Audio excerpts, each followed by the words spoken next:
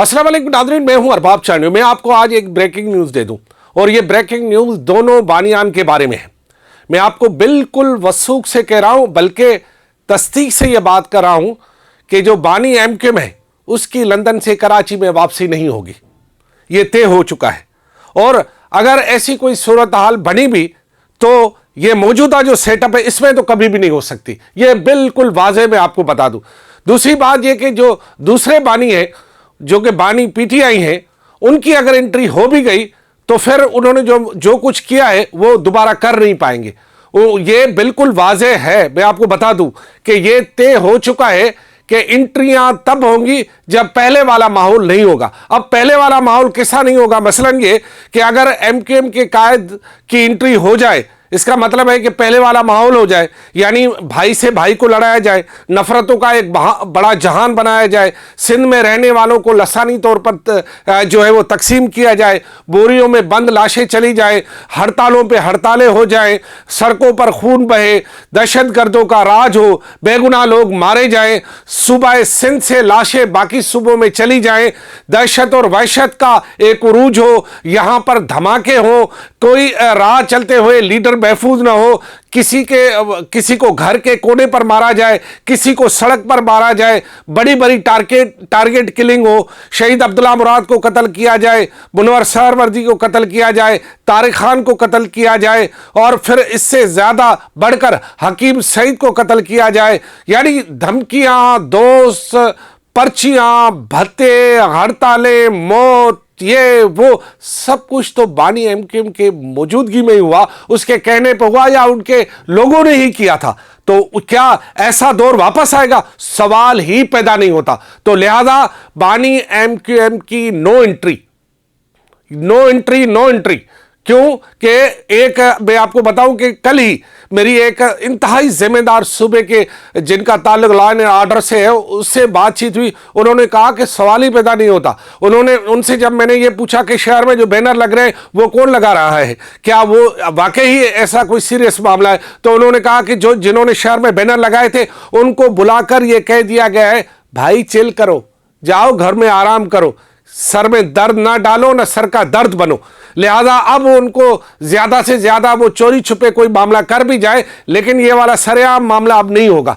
जो लोग ये समझ रहे थे या जो लोग इस जरिए अपनी कोई कद बढ़ा रहे थे कि बानी एमक्यूएम की एंट्री होने वाली है, बस इस महीने होगी, फला तारीख हो जाएगी, ये हो जाएगी, ऐसी कोई बात नहीं है।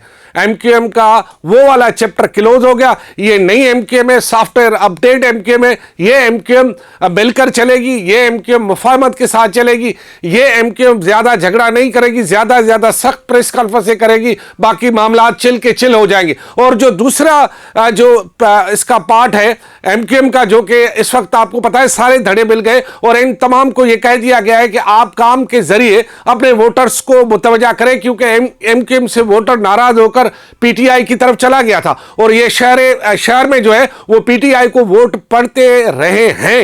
ये कोई गलत बात मैं नहीं बता रहा हूं, इनको वोट पड़ते रहे, वोट पड़ा है और पीटीआई के वोट को जिस तरह अब मोड़ा जा रहा है एमक्यूएम की तरफ, इसलिए वो कहा गया है कि एमक्यूएम को अपना वोट बैंक वापस लेने के लिए बड़े काम करने होंगे, अच्छे काम करने होंगे, क्योंकि बुराई के साथ एमक्यूएम अब मजीद नहीं चल सकती। बुरे लोगों का बुरा असर हो चुका, आपने बुराई वालों का मामला देख चुके। कराची में जिन्होंने लोगों के साथ बुरा किया, आज उनके साथ क्या हो रहा है, तो जैसी करनी वैसी भरनी। तो लिहाजा नो एंट्री उस लोगों की जो कि कराची को दोबारा बदअमनी का गढ़ बनाना चाहते, नो एंट्री उन लोगों की जो कराची में दोबारा भत्तागिरी करना चाहते, नो एंट्री उनकी जो कराची में गैंगवार करना चाहते, नो एंट्री उनकी जो कराची में सरेआम हथियार लेकर नहते लोगों को मारते थे, नो एंट्री उनकी जिनको ये पूरा टारगेट दिया जाता था कि अपने ही एमपी को मारकर मस्जिदों और जो है दरसगाहों में और बाद में जो है पूरे शहर को जला दो। नो एंट्री उनकी होगी जो लोग वहशत और दहशत की सियासत को परवान चढ़ाते थे। लिहाजा कराची अब पुरअमन शहरियों का शहर है। कराची में तमाम इकाइयां भाईपी से, मोहब्बत से, प्यार से रहती हैं। इनमें निफाक डालने वाले जो है उनकी साजिशें कामयाब नहीं होगी।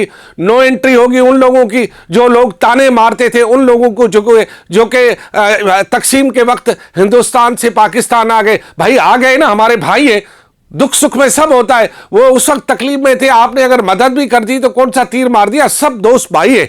अब हकीकत यह है कि सिंध में रहने वाले तमाम सिंध के बासी एक हो जाने चाहिए, भले वो किसी ज़बान से भी हो और किसी मजहब या किसी फिरके से ताल्लुक़ रखते हो। हमें इन बातों के बगैर सोचना चाहिए कि हम एक पाकिस्तानी हैं, हम एक सिंध सूबे के बासी हैं और ये कराची से लेकर कश्मीर तक सारा हमारा है और हम सब उनके हैं। तो लिहाजा इसी सूरत हाल में ऐसे लोगों की एंट्री नहीं हो सकती जो लोग दोबारा से फसाद खड़ा कर दे।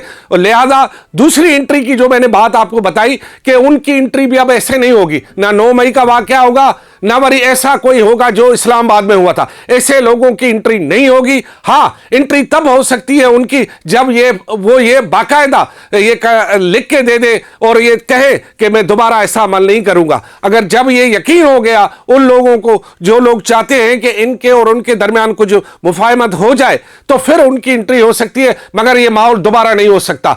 हाँ, क्यों ये दोबारा क्यों नहीं हो सकता? वो इसलिए कि हम पीछे नहीं जा सकते।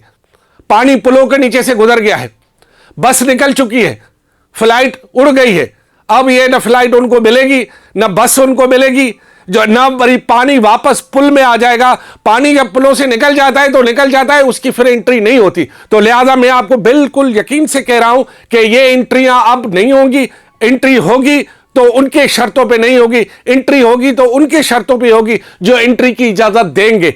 लिहाजा मैं अभी रास्ते में आ रहा था तो एक पुलिस वाले ने मुझसे पूछा कि आके फिलहां तारीख को जमानत हो जाएगी। मैंने कहा जमानत जजों से पूछे, हमसे ये पूछे कि होगा क्या, हमसे ये पूछे होगा क्या, जमानत बमानत वाला जज करेंगे। लिहाजा मुझे जो खबर थी मैंने आप तक पहुंचा दी।